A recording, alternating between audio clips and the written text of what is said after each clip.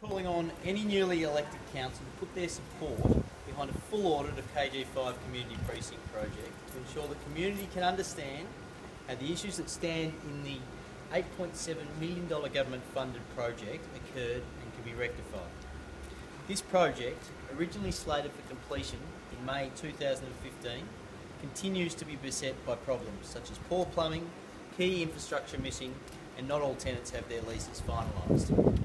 The last council was characterised by secrecy and cover-ups, and it will be a significant indication to the community that the council has turned a new leaf by being completely transparent about the problems that are here and how much it's going to cost ratepayers to have them rectified.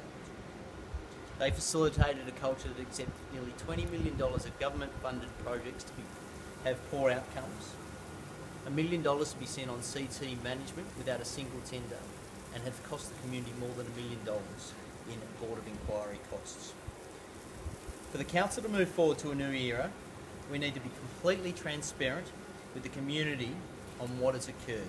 The culture of secrecy, cover-ups and wasted money must end to allow the new council to build a better community.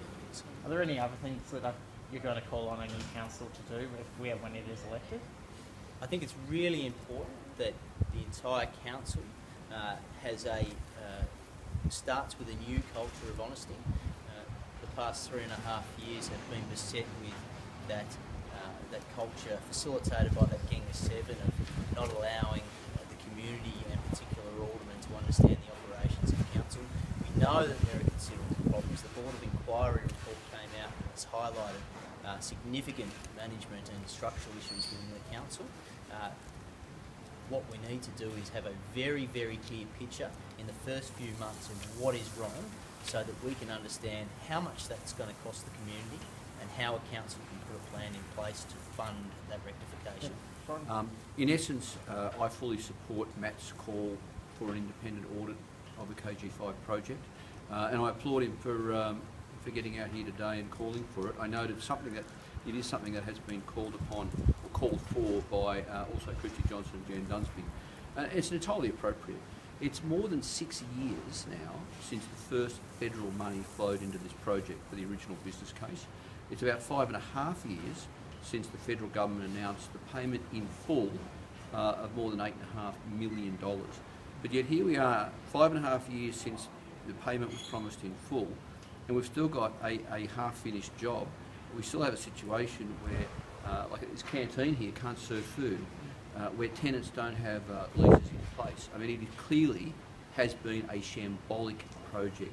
One of those cases where the council was handed a golden opportunity to very quickly put in place a first-class community facility, and the ball was dropped repeatedly. 5.5 years since Canberra announced funding in full to get the job done. Now, I know the Board of Inquiry has looked at this, but we need to be careful to understand the Board of Inquiry was looking at the performance of the council broadly, and it could only give limited attention to this particular project. That's why we need a separate and a detailed audit of this project. In fact, what the Board of Inquiry has done already has actually, I think, created more questions than it has delivered answers. You know, I want to know, was this just incompetence, or is there any wrongdoing? Now, I'm not accusing anyone of anything, but, you know, when there's wrongdoing like this, when there's time delays like this, when there are so many question marks over so many things, I want to be reassured that there wasn't any sort of wrongdoing and even criminal behaviour.